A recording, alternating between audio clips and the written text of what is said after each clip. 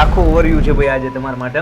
હા, આ official letter જ છે કે જે જીએસસીબી વાળાએ બહાર પાડ્યો છે ને આની અંદર અમુક આંકડા આપણે નોટિસ કરવાના છે કે ભાઈ કેટલા સ્ટુડન્ટ A1 ગ્રેડ વાળા છે અને કેટલા ટકા રિઝલ્ટ આવ્યું, કેટલા પર્સન્ટેજ છોકરાઓ પાસ થયા, કેટલા પર્સન્ટેજ લોકો ફેલ થયા. એટલે હા. હમણાં અમે એ જ ચર્ચા કરતા હતા કે આમ ટકા એટલા બધા ધાર્યા એવા બધાને આવ્યા નથી. ઘણા બધા હા. સ્ટુડન્ટને એવું લાગે છે કે ભાઈ મારી હારે અન્યાય થયો. હા, આપણે આજે આ બધી ચર્ચા કરવાના છીએ.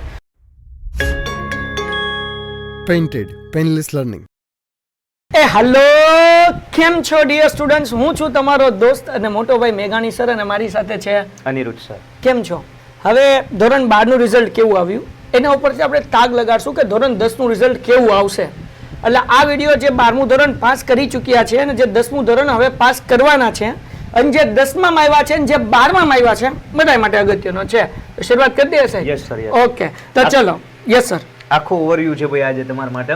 હા, આ ઓફિશિયલ લેટર જ છે કે જે જીએસસીબી વાળાએ બહાર પાડ્યો છે ને આની અંદર અમુક આંકડા આપણે નોટિસ કરવાના છે કે ભાઈ કેટલા સ્ટુડન્ટ A1 ગ્રેડ વાળા છે, કેટલા સાયન્સ સ્ટ્રીમના હતા, કેટલા કોમર્સ સ્ટ્રીમના હતા, લાસ્ટ યરનું શું રિઝલ્ટ, તો આપણે કમ્પેરિઝન બધી કરશું એટલે ઓવરઓલ આપણા મગજમાં સર આઈડિયા આવે હા, બરાબર છે. 10th નું રિઝલ્ટ આના આધારે કેવું આવી અને શકે કેટલા ટકા રિઝલ્ટ આવ્યું, કેટલા પર્સન્ટેજ છોકરાઓ પાસ થયા, કેટલા પર્સન્ટેજ લોકો ફેલ થયા, આપણે આજે આ બધી ચર્ચા કરવાના છીએ. તો આપણે જોઈએ સાહેબ કે ટોટલ આ પરીક્ષામાં 3,64,465 નિયમિત ઉમેદવારો નોંધાયેલા હતા. એટલે રેગ્યુલર સ્ટુડન્ટ જે હતા એ એટલા હતા 3,64,000. એમાંથી 3,62,000 પરીક્ષામાં ઉપસ્થિત રહ્યા હતા. એટલે આમ સમજો ને સાહેબ 62 ને 2 64 ઓન એન એવરેજ 1800 થી 1900 વિદ્યાર્થી જે હતા એ એબસેન્ટ રહ્યા હતા XYZ રીઝનથી. એ એક્ઝામ દેવા જ નહોતા ગયા. તેમાંથી 3,37,387 પરીક્ષા ઉત્તીર્ણ થયા છે. એટલે આટલા લોકો પાસ થઈ ગયા છે, બરાબર. અને નિયમિત ઉમેદવારોનું પરિણામ જે છે એ 93.07% છે. એટલે કે 100 વિદ્યાર્થીએ સાહેબ 93% વિદ્યાર્થી ફેલ પાસ થઈ ગયા, એ ફેલ નહીં પાસ થઈ ગયા. અને બાકીના જે 7% છે એ ફેલ થયા. એટલે બહુ સારું રિઝલ્ટ કહેવાય સાહેબ.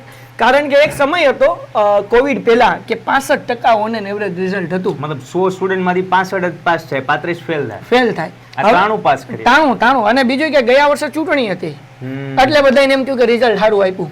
પણ આ વર્ષે ચૂંટણી નથી છતાં પણ રિઝલ્ટ સારું આવ્યું છે. મતલબ એવો કે શિક્ષણ થોડુંક વધારે ગુજરાતનું સારું થયું છે 100%. અથવા તો પેપર સ્ટાઇલ ઈઝી થઈ છે, બે વસ્તુ. અને એક રીતના જોવા જઈએ ને તો આ લોકો શિક્ષકો જે ગવર્મેન્ટ હતા એને ગાંધીનગર જ્યારે પેપર ચેકિંગ માટે બોલાવ્યા ત્યારે એમ કહેવામાં આવ્યું હતું કે હળવા હાથે પેપર ચેક કરવા, પેપર લિબરલ ચેક થયા છે. સાચી વાત છે. એટલે કહેવાનો મતલબ શું છે? એક તો સાહેબ મને આનું કારણ મેન જે લાગે છે ને એ પેપર સ્ટાઇલ ઈઝી કરવી છે. આ જનરલ ઓપ્શન આપી દીધા ને પછી આ રિઝલ્ટ વધવા લાગ્યું. પેલા જનરલ ઓપ્શન નહોતા ને ત્યારે 65% રિઝલ્ટ આવતું. બીજું એ કે સિલેબસ થોડોક હાર્ડ હતો. હવે સિલેબસમાં અમુક વસ્તુ કટ કરી નાખી છે, ઓછું કરી નાખ્યું છે. અને જનરલ ઓપ્શનના કારણે વિદ્યાર્થી માટે પેપર પેટર્ન પણ ઈઝી થઈ ગઈ છે. તો આ તમારા ઉપયોગી માટે થયું છે. એટલે હમણાં અમે એ જ ચર્ચા કરતા હતા કે આમ પાસિંગ રેશિયો છે ને વધ્યો છે, પેપર સ્ટાઇલ બધી સરળ થવાની હિસાબે, સિલેબસ થોડોક રિડ્યુસ થવાની હિસાબે, પણ ટકા એટલા બધા ધાર્યા એવા બધાને આવ્યા નથી. ઘણા બધા સ્ટુડન્ટને એવું લાગે છે કે ભાઈ મારી હારે અન્યાય થયો. હા, પાસ ઘણા બધા થયા છે પણ સાહેબે ધાર્યા હોય 90% પણ એને આવ્યા હોય 65 જ. એવું બહુ થયું છે. કેટલા લોકોએ 85 ધાર્યા હતા. આજે જ એક છોકરા સાથે સવાર વાત થતી હતી કે સાહેબ 85 તો આવશે જ. તે 9 વાગે ફોન આવ્યો, હજી 11:15 લગી તો રિઝલ્ટ સાઇટ નહોતી ખોલતી. અને પછી અમે રિઝલ્ટ જોયું તો એના 63% હતા. તો બિલાડીના મોઢા જેવું મોઢું થઈ ગયું. એટલે હું છોટું છું પછી સાહેબ મેં તો 85 ધાર્યા હતા. એટલે આવું પણ થયું છે. ઓકે, બાકી આગળ ચર્ચા કરીએ કે બીજા કેટલા વિદ્યાર્થીઓ હતા. હવે પુનરાવર્તિત ઉમેદવારો એટલે કે રિપીટર વિદ્યાર્થી જે છે એ 22,710 હતા. એમાંથી 21,571 વિદ્યાર્થી, તેમાંથી 9,785 ઉમેદવારો સફળ થયા. ઓકે, એટલે આટલા લોકોએ શું કહેવાય કે ફોર્મ ભર્યું હતું એક્સટર્નલમાં, પણ આટલા લોકોએ એક્ઝામ આપી છે 21,000 વિદ્યાર્થીએ. એમાંથી 9,000 જે છે એ પાસ થયા છે. એટલે 45% પાસ થયા છે રિપીટર વિદ્યાર્થીઓ. રિપીટર વિદ્યાર્થી ખાલી 45% પાસ થયા છે, 55% ફેલ થયા છે. દર વખતે રિપીટર નું જે રિઝલ્ટ હોય એનો રેશિયો 50% આજુબાજુ જ હોય, એ તો જ રિપીટર હોય. પછી સાહેબ આ ઓપન સ્કૂલના જે ફોર્મ ભરાણા હતા 24,107, એમાંથી 22,000 હાજર રહ્યા હતા અને 12,000 જે છે એ પાસ થયા. એટલે એનું 55% જે છે એ રિઝલ્ટ આવ્યું છે, બરાબર ને. પછી આ બીજું શું છે ભાઈ? ગુજરાતના ટેસ્ટ ઓપન સ્કૂલ અંતર્ગત પુનરાવર્તિત ઉમેદવાર. અચ્છા, રિપીટર છોકરાઓ એમાં ઓપન સ્કૂલમાં. ઓપન સ્કૂલ એટલે શું કે ઘણા બધા લોકોએ ડ્રોપ આઉટ લઈ લીધો હોય સાહેબ, કે ભાઈ ધોરણ 10 પછી ભણવાનું મૂકી દીધું હોય, પછી 10 વર્ષ પછી 15 વર્ષ પછી 8 વર્ષ પછી એક્ઝામ દે, એનું ફોર્મ ઓપન સ્કૂલની અંદર ભરાતું, એટલે એવા વિદ્યાર્થીનો જે છે આમાં સમાવેશ થતો હશે. એ ઉપરાંત કેટલીક અગત્યની માહિતી આપણે અહીંયા લઈ લઈએ. કેંગ્યુ હાલો ડન, અહીંયા લઈ લઈએ ડાયરેક્ટ આપણે અહીંયા આવી જઈએ. Yes, okay. હવે કુલ કેટલા કેન્દ્રો હતા? તો કે ભાઈ કુલ 502 કેન્દ્રો હતા અને હમણાં જે છે 516 હતા. એટલે કે 2024 અને 2025 ની કમ્પેરિઝન કરીએ, કેન્દ્રો એટલે સ્કૂલ. ટોટલ 502 સ્કૂલની અંદર પરીક્ષાઓ દેવાઈ હતી. 2025 માં 516 સ્કૂલમાં એડ થયા આ વર્ષે નવા એડ થયા હતા. બરાબર. પછી ઉપસ્થિત નિયમિત ઉમેદવારોની સંખ્યા કે કેટલા લોકો ઉપસ્થિત રહ્યા હતા એક્ઝામ દેવા માટે. 2024 માં 3,78,000 હતા. 2025 માં 3,62,000 વિદ્યાર્થી હતા. પછી આપણે જોઈએ પ્રમાણપત્ર પાત્ર નિયમિત ઉમેદવારોની સંખ્યા. એટલે કે પ્રમાણપત્ર પાત્ર એટલે હોય ને સ્ટુડન્ટ 2024 માં 3,78,000 માંથી 3,47,000 પાસ છે અને આ વર્ષે 3,37,000 પાસ છે. કેટલામાંથી? તો કે 3,62,000 માંથી. એટલે ટકાવારીમાં જોઈએ તો 91% હતા અને આવડા જે છે 93.07% રિઝલ્ટ આવ્યું છે. એટલે આમ જોવો તો બહુ સરસ રિઝલ્ટ કહેવાય. સહેજ વધ્યું રિઝલ્ટ, સારું વધ્યું. ચલો પછી ઉપસ્થિત પુનરાવર્તિત ઉમેદવારોની સંખ્યા એટલે કે રિપીટર વિદ્યાર્થીઓ કેટલા હતા? 59,000 વિદ્યાર્થીઓ હતા 2024 માં અને માર્ચમાં 21,000 વિદ્યાર્થી હતા. એમાંથી પાસ થયા હતા 29,000, આમાં પાસ થયા 9,000. આ જે છે 49% રિઝલ્ટ આવ્યું હતું અને 2025 ની અંદર 45% રિઝલ્ટ આવ્યું. એટલે એ ઘટ્યું સાહેબ, રિપીટરનું રિઝલ્ટ ઘટ્યું. એના પછી આપણે વ્યા જઈએ. યસ સર, એ તમે કહો. ઉપસ્થિત નિયમિત ઉમેદવારોની સંખ્યા જે ઓપન સ્કૂલમાંથી ભર્યું હોય ફોર્મ એવા 28,021 હતા 2024 ની સાલમાં અને 2025 માં 22,000 હતા વિદ્યાર્થીઓ. હવે એ ઓપન સ્કૂલમાંથી જેટલા પાસ થયા છે 2024 માં 28,000 માંથી ને 15,407 પાસ થયા અને આ વર્ષે ઓપન સ્કૂલમાં 22,000 માંથી ને 12,000 સમથિંગ જે સ્ટુડન્ટ પાસ કરે છે. એટલે 50-55% આસપાસ છે આખું રિઝલ્ટ આનું રહેતું હોય છે. જો 54% અને આ વર્ષનું ઓપન સ્કૂલનું છે 55% છે. બરાબર. આ છે સર ઉમેદવારોની એવી સંખ્યા જે ઓપન સ્કૂલમાંથી રિપીટરનું ફોર્મ ભર્યું બીજી વાર. તો એ 12,000 સ્ટુડન્ટ હતા અને આ વર્ષે છે એ 7,878 એ 50 ને 42% રિઝલ્ટ આવ્યું. ઓકે. હવે સૌથી વધુ પરિણામ ધરાવતું કેન્દ્ર, તો ભાઈ સૌથી વધારે કઈ જગ્યાએથી પરિણામ આવ્યું? તો છાલા 99.61% વિદ્યાર્થીઓ પાસ થયા. બહુ સારું રિઝલ્ટ કહેવાય સાહેબ. 99.61 એટલે આમ જો તો એક તો કોઈ વિદ્યાર્થી ફેલ નથી થયો. બહુ સારું રિઝલ્ટ આપ્યું. બરાબર. અને પછી 100% વાળું છે ભાઈ. કઈ કઈ જગ્યાએ 100% રિઝલ્ટ આપ્યું?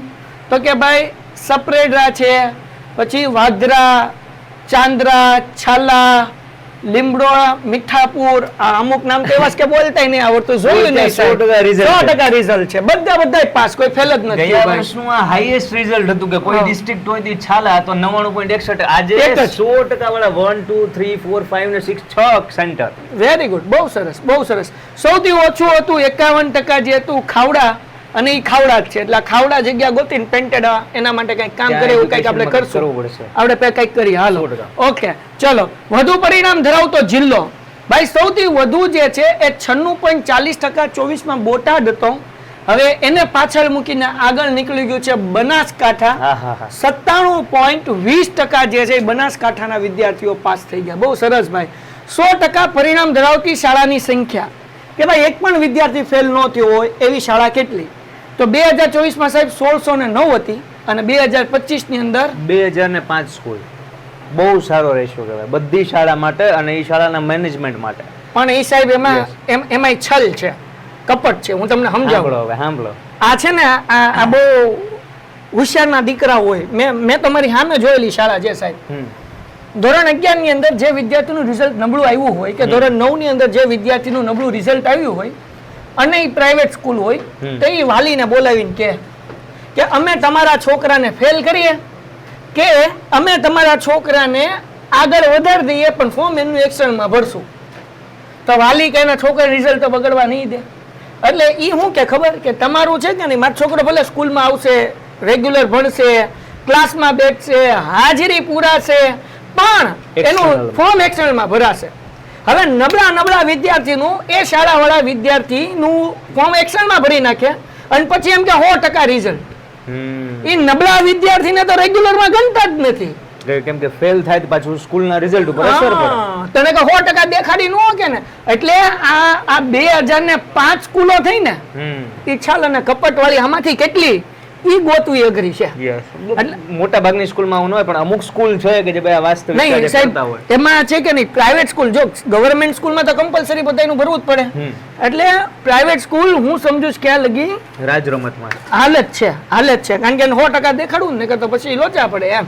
હાલો 10% કરતા ઓછું રિઝલ્ટ આવ્યું ને એટલી સર કેટલી સ્કૂલ હતી 24 માં 19 હતી આ વર્ષે 21 હતી. હવે જો 10% કરતા ઓછું એટલે 10 વિદ્યાર્થી પાસ નો થયા 100 માંથી એવી નિહાળું છે. ઓકે હવે એવી નિશાળ તમને એમ થાય કે સાહેબ આવા શિક્ષક ખરાબ હશે? નહીં દીકરાઓ, ભાઈ શિક્ષક ખરાબ નથી હોતા, છોકરાઓને ભણવાની દાનત નથી હોતી. અમારે જ્યાં ઓફિસ છે અમારી સામે જે સ્કૂલ છે એ સ્કૂલ શરૂ થાય ને ત્યારે બધાય હોય સાહેબ, સવારે 7:30-8 વાગે પહેલા લેક્ચરમાં, પછી વંડિયું ઠેકીને ને દિવાલું ઠેકીને હજી આ જમાના ટપીને વિયા જાય છે અથવા એની 80% હાજરી પૂરી નથી હોતી. એને પરાને બેહાડીને 80% હાજરી પૂરી કરવી પડે છે. હવે એ બેહે જ નહીં ભણે જ નહીં તો પાસ થાય કેવી રીતના એમ. ઘણા બધા સર મતલબ આમાં ફેક્ટર જવાબદાર કરતા હોય ને કે ઈ જે તે એરિયામાંથી સ્ટુડન્ટ લોકો આવે છે એની માનસિકતા શું છે, એના પેરેન્ટ્સની માનસિકતા શું છે, એટલે સપોર્ટ એ બધી રીતના મળતો હોય તો જ આ એટલે આખું એન્વાયરમેન્ટ જે છે એવી રીતના બિલ્ડઅપ થતું હોય છે. ઓકે પછી નિયમિત વિદ્યાર્થીઓનું પરિણામ મેલમાં. હવે જુઓ આ મેલ છે ને આપણે પાછળ રહી જઈએ છીએ. 2024માં 89.45 એ વધ્યું 90% થયું પણ બેનો આપણી કરતા આગળ છે. એને 94% અને ઈ 95%. બેનો 95% પાસ થઈ. હવે મજાની વાત કહો રેન્કરમાં ટોપ 10 કોઈ સ્કૂલની બહાર લઈ ગયા હોય ને તો 8મો ભાઈ દેખાય, 7માં તો ભાઈ હોય જ નહીં, પેલી 7 બેનો જ હોય. કેમ કે રિસ્પેક્ટ કરીએ ને લેડીઝ ફર્સ્ટ એમ કરીને બેનો આગળ જગ્યા આપી હોય.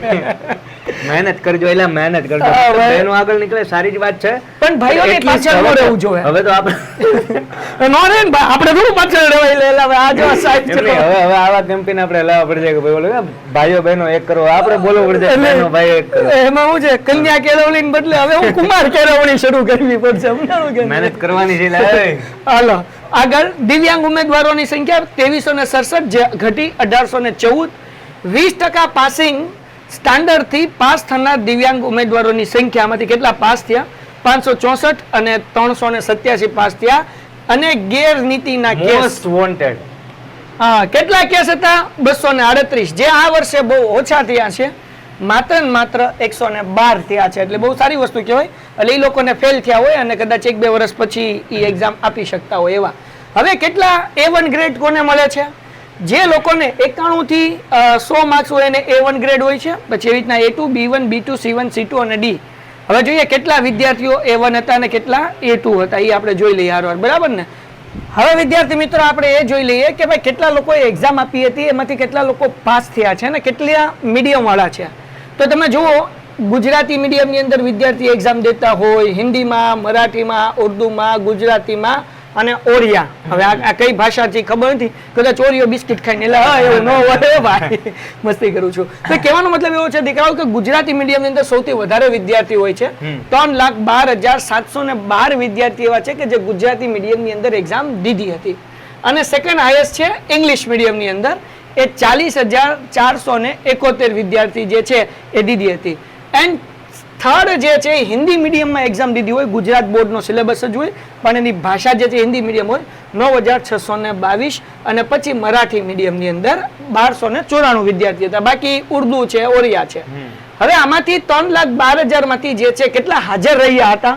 તો કે 3,10,000 વિદ્યાર્થી હાજર રહ્યા હતા, બાકીના ગેરહાજર રહ્યા હતા XYZ રીઝનના કારણે. આમાં 40,471 માંથી 40,402 વિદ્યાર્થી હાજર રહ્યા હતા. A1 ગ્રેડ સાહેબ કેટલા લોકોને આવ્યા છે?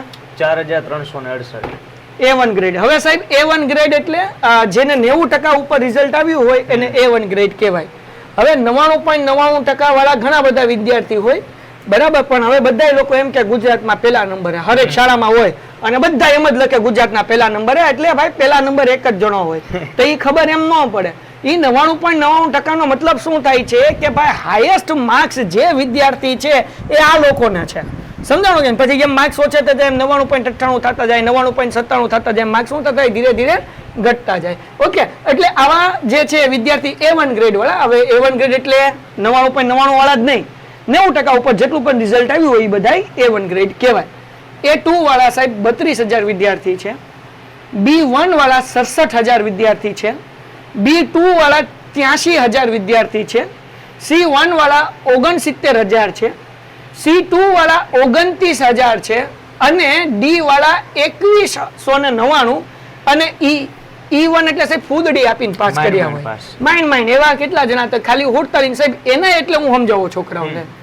એનો મતલબ ભાઈ એમ કે હવે જે જૂન જુલાઈની અંદર તમારી પૂરક પરીક્ષા આવશે, જે સ્ટુડન્ટ સર બે વિષયમાં ફેલ થયા હોય એક બરાબર? અથવા બે વિષયમાં, 3 વિષયમાં ફેલ થયા તો એનો રસ્તો એક જ છે. શું? તો કે as a repeater you have to study for the whole year. આખા વર્ષ માટે ફરીવાર તમારે જે તે ધોરણ ભણવું પડશે. પણ જો એક અથવા બે વિષયમાં ફેલ થયા છે તો ભગવાન અને ગુજરાત બોર્ડ બે આપણને ચાન્સ આપે. શું? તો કે ભાઈ જૂન જુલાઈમાં પૂરક પરીક્ષા આવશે, એ એક્ઝામ ફરીવાર આપો. ઈ ચાન્સ મૂકવાનો નથી. આ જે સ્ટુડન્ટ જે આમાં એનઆઈમાં આવે છે, ગુજરાતમાં 3,12,712 સ્ટુડન્ટ એક્ઝામ આપી, એમાંથી 23,333 સ્ટુડન્ટ આ વર્ષની પૂરક પરીક્ષા આપશે. બરાબર છે એટલે આ બધા એના ભાઈ ખુલ્લા જ. શું ફેલ થયા છે ઇટ્સ ઓકે, પણ ફરીવાર ચાન્સ મળ્યો છે કે એક મહિના પછી એક્ઝામ આવશે એમાં પાસનું રિઝલ્ટ લઈ આવો.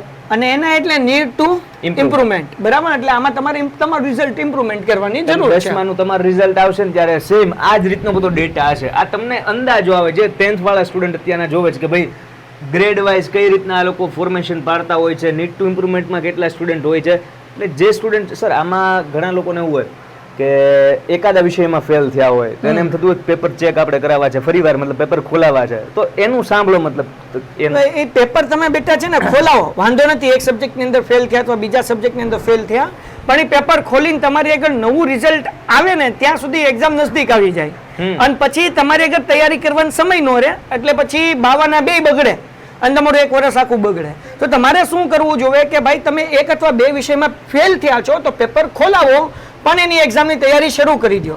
જો પાસ થઈ ગયા તો બહુ સરસ, અને જો ફેલ થયા તો તમે મહેનત તો કરેલી જ છે, એક્ઝામ આપીને પાસ થઈ જાઓ. એટલે તમારે મહેનત શરૂ રાખવાની છે. એટલે સાહેબ આ 93% રિઝલ્ટ જે છે એ આ લોકોનું છે ગુજરાતી મીડિયમ ને ઇંગ્લિશ મીડિયમનું પણ 93.57% રિઝલ્ટ છે. સેમ અને એ એવું જ રિઝલ્ટ આપણે આશા રાખીએ છીએ કે 10મા ધોરણનું આવશે, કે 10મા ધોરણ વાળા તે બધા મોસ્ટ ઓફ વિદ્યાર્થી પાસ થઈ જશે અને એવી અપેક્ષા છે કે 90% ઉપર રિઝલ્ટ એમાં જોવા મળશે. કેમ કે પેપર સર હકીકતમાં બહુ ઈઝી હતા. હા, ઈઝી હતા પેપર ઈઝી હતા. માહોલ આખો દેખાણો તો એક્ઝામનું આખું વીક આપણને યાદ છે કે આ પેપર આપીને આવ્યા, હાશ રિલેક્સ, બહુ તૈયારી કરી હતી, ખોટા મૂંઝાતા હતા, રાતના ઉજાગરા કર્યા હતા, પણ બધું લેખે લાગવાનું તો છે. બરાબર છે, 100%. અને બહુ મજા આવશે ને આપણે 10મા ધોરણના વિદ્યાર્થીઓ રિઝલ્ટ પણ સેલિબ્રેટ કરવાના છીએ. એટલે તમે તૈયાર રહેજો. 10:30 વાગે હોય રિઝલ્ટ, તો 10:30 વાગે જેટલા 10મા ધોરણ વાળા છે, હું, Aniruddha sir, Pandit sir, Hitesh sir, પછી નરેન્દ્ર સર, વિવેક સર, બધાય લોકો અહીંયા તમારી સામે હશું, ઢોલ નગારા વગાડશું, ધબધબાટી બોલાવશું અને મજો કરશું. સાહેબ બોલા આપણે મસ્ત એન્જોય કરશું. હા મજા આવી ગઈ. તમે રેડી છો? જો રેડી હો ને આવો કરંટ એક્સાઇટમેન્ટમાં તમને આવતો હોય તો કોમેન્ટની અંદર લખો કે sir we are excited for the result. અને ભાઈ બહુ સારું આવશે, ચિંતા કેમ કરો, હમ હે ફિર ક્યાં ગમ હે. બરાબર ને? તમે જેમ આખું વર્ષ મહેનત કરી હોય અને તમને જે હરખ હોય, જે ઉત્સાહ હોય, અને ઘણીવાર ચિંતા થતી હોય બેક ઓફ ધ માઇન્ડ કે નહીં ભાઈ જે પ્રમાણે મહેનત કરી જે પ્રમાણે રિઝલ્ટ આવશે કે નહીં, એ બધું સેમ છે ને તમારા બધા શિક્ષકોને થતું હોય, બધા શિક્ષકોને થતું હોય, ચાહે ઓનલાઈન ના હોય, ચાહે તમારા ક્લાસ ટીચર હોય, પ્રિન્સિપલ ની ચિંતા થતી હોય, બિલીવ મે. બરાબર છે. પણ આ બધાથી ઉપર એક જ વસ્તુ છે, આ જે વીક બાકી છે ને રિઝલ્ટ આવવાના, ત્યાં સુધીમાં એટલું મેનિફેસ્ટ. યસ, હું તમને કહું ને એક વીક બાકી છે. યસ, 8 કે 9 તારીખે આવી જશે વીકે નથી બાકી. 8 કે 9 ખાલી 3-4 દિવસ છે. પોઝિટિવ 4 દિવસમાં ને રિઝલ્ટ બદલાઈ શકે છે. પોઝિટિવ રહેજો. અને બીજી વસ્તુ કે કદાચ તમે ધાર્યા કરતા પણ ઓછું રિઝલ્ટ આવે તો ચિંતા નહીં કરવાની. અમસ્તું આપણું ધારેલું ક્યાં બધું થાય છે. હે, ઓલો ખલીલ ધનતરેજીનો બહુ સરસ શેર હતો કે સમજદારીથી અળગા થઈ જવાના સૌ બહાના છે, મને શંકા પડે છે શું દીવાના છે. બરાબર. અને આ તમારા કામનો શેર કે ગમે ના સૌ કવન તો માફ કરજો એક બાબત પર. કવન એટલે કામ. ગમે ના સૌ કવન તો માફ કરજો એક બાબત પર, ખુદા જેવા ખુદાના ક્યાં બધા સર્જન મજાના છે. તો મતલબ એવો કે ભાઈ ઉપર વાળાના બધા સર્જન હારા નથી હોતા, તો આપણે મહેનત કરીને રિઝલ્ટ નબળું આવે એમાં કઈ મોટી વાત છે સાહેબ. તો ક્યારેક આવે તે સહી ઓકે, કારણ કે એક્ઝામ તો ઘણી બધી જિંદગીની આવશે. અને તમે જ મૂવી જોયું ને 12th ફેલ, 100% જોયું, બધા જોયું ભાઈ 12th ફેલ.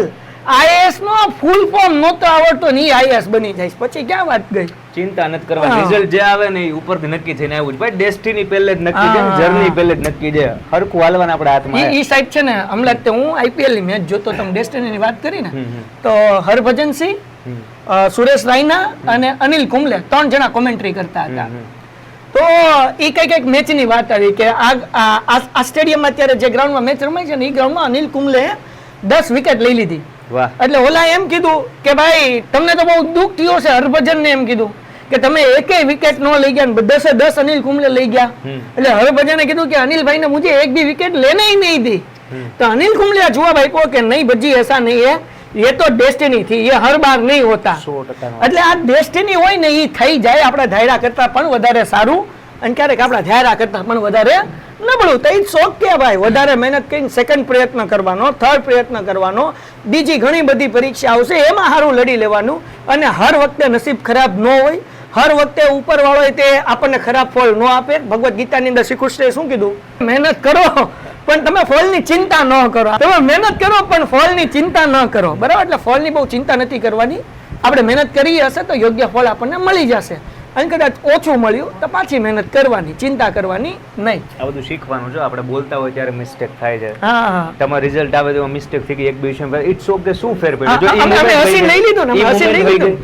શું એ ખૂણામાં જઈને એ મુમેન્ટ ઉપર રેડા રાખવાનું, હા, વાળ ધોળા કરી રાખવાનું, મજા કરવાનું, યાર લાઈફમાં આગળ વધવાનું, ચિંતા નહીં કરતા. બહુ મસ્ત જવાનું સર. બસ તો સાહેબ આજે એટલું રાખીએ, બીજી કાંઈમાં ડિટેલ તમારે કઈ? બસ આ વસ્તુ છે ભાઈ, આખો ઓવરવ્યુ, આ રિઝલ્ટ નો ઓવરવ્યુ જોઈને ખાલી એટલું નક્કી કરી રાખજો. આગળ જે કંઈ પણ કરવાનું છે ને બધા પ્લાનિંગ્સ અત્યારથી તૈયાર રાખજો, અત્યારથી તૈયાર રાખજો, હે ને? પછી એવું ન થાય કે કઈ પ્લાનિંગ નો ટાઈમ રહ્યો નહીં. મારા ભાઈબંધે આ કર્યું, મને બેનપણી આ કર્યું, એટલે મને એમ થયું લાઈને એને પૂછું શું છે, એટલે ઈ જે કરવાનો એમાં રસ હોય એટલે એ વિષયની માહિતી મસ્ત જ આપે. બરાબર છે, સમજાય? એટલે તમારું સ્ટ્રીમ આગળ તમારે શું કરવાનું છે, કઈ કોલેજ લેવાની છે, 10th વાળા અત્યારે જોતા હોય તો science, commerce, arts, diploma, ITI શું કરવાનું છે એ હું તો કહું રિઝલ્ટ આવે પેલા નક્કી કરો. હા, પછી ટકાના આધારે નક્કી ના કરો. અને બીજું એ કે ભાઈ તમારા ટકા વધારે આવી ગયા અને તમે સાયન્સ લઈ લીધું ને તમે એવા જોઈએ કે સાયન્સ ની અંદર ફેલ થયા હોય ડોહા, 98% આવ્યા હોય, અને 11 સાયન્સમાં એને માથામાં ઘરવાળાએ કીધું કે તું ડોક્ટર બન, ડોક્ટર બન, ડોક્ટર બન, એટલે એ સાયન્સ લઈ લે. પણ હવે એનો રસનો વિષય છે નહીં. ઘરવાળાએ કીધું કે તારો તો એટલા સારા ટકા આવ્યા સાયન્સ લેવું જોઈએ, ડોફો મળે. અને પછી એમ કે સાહેબ હવે 2 હાથ જોડીને કે મારા બાપાને સમજાવો કે મારે નથી કરવું, હું ફેલ થયો છું, આ મારથી નથી થતું. પછી મેં કાઉન્સેલિંગ એના પેરેન્ટ્સને કરેલું છે કે ભાઈ આને તમે રહેવા દો, આનું ગજવું નથી. અને એ જ છોકરો પછી કોમર્સ ની અંદર આવીને પાછું 98% રિઝલ્ટ લઈ આવે, અને સીએ ની અત્યંત સાહેબ સીએ ફાઉન્ડેશન ની એક્ઝામ ક્લિયર કરીને ઇન્ટરમીડિયેટ નું ભણે છે. શું વાત છે? આ મારી સામે મારા એકેડમી, આપણા ભાવનગર એકેડમીમાં ભણેલો છોકરો આલ્ફા ની અંદર. શું કહેવાનો મતલબ એવો છે દીકરાઓ, અને એવા વિદ્યાર્થી જોયા છે કે 60% હોય ને સાયન્સ લીધું હોય પછી એમાં અને એ નીટ ક્લિયર કરી જાય.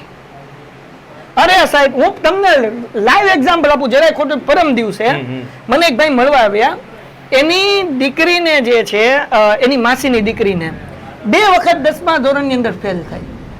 એને ગાયનેક બનવું હતું, સાંભળજો, ગાયનેક ડોક્ટર બનવું હતું, બરાબર? એટલે એ દીકરી જે છે ફરીથી એક્ઝામ આપે છે, નીટની એક્ઝામ આપે છે ને પાછી રહી જાય છે, ગુજકેટમાં પાસ થઈ જાય છે. તેના પપ્પા કે હવે શું કરવું? તો કે હું નીટની ફરીથી એક્ઝામ આપું.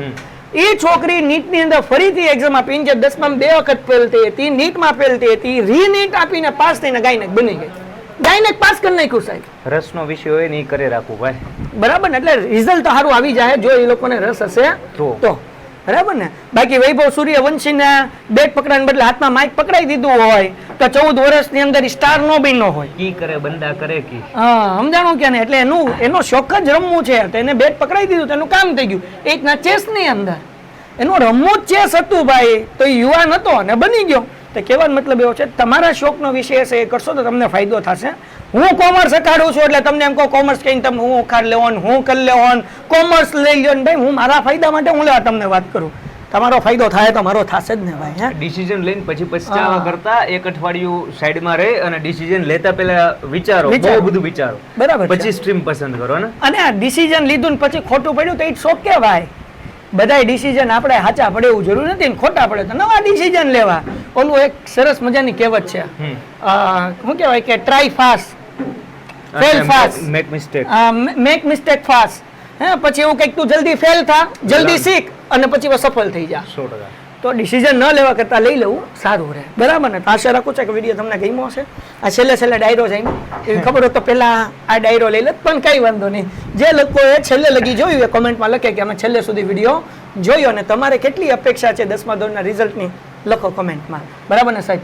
ક્લોઝિંગ નોટ તમારે કંઈ કેવું હોય તો કંઈ નહીં, બસ જે મહેનત કરી છે ને એ મહેનત અનુસાર મતલબ 0.0001% આગું પાછું ભગવાન નહીં થવા દે. જે મહેનત કરી જેટલું રિઝલ્ટ આવશે, એટલે રિઝલ્ટ આવે ને પછી નથી અફસોસ કરવાનું, નથી બહુ હરખમાં આવી જવાનું. જે રિઝલ્ટ આવ્યું છે એક્સેપ્ટ કરી અને નેક્સ્ટ જર્ની છે એ ફિક્સ કરવાની છે, આ કરવાની છે. આપણા ઘરે જે દરવાજો છે ને એ દરવાજાને છેલ્લા કેટલા બધા વર્ષોથી કલર નથી થયો. આપણા જે પપ્પા છે ને એનો શર્ટ એ 3, 4, 5, 6 નહીં 10 વર્ષથી કદાચ એકનો એક પહેરે છે, અને નાઇટ ડ્રેસ ચેન્જ નથી કર્યો. અને આપણે દર વર્ષે છે એ અલગ અલગ કપડાં નાઇટ ડ્રેસ ઇવન દર વર્ષે ચેન્જ થાય છે. સો પછી પિતાની મહેનત છે, એ માતાની મમતા છે, કરુણતા છે, એ બધું ધ્યાનમાં રાખી અને ફ્યુચર માટે મહેનત કરવાની છે. અફસોસ કરવામાં 1 કલાક પણ બગાડવાની થતી નથી. હા, અને બીજી વસ્તુ એ કે તમે સરે આ બધું કીધું ને, કદાચ ઓછું રિઝલ્ટ આવી ગયું ને પછી તમને નેગેટિવ વિચાર આવે, તો એવું કરવા કરતાં સારું શું કરીએ કે જેનાથી આપણા માતા પિતા રાજી થાય એ વિચારવું.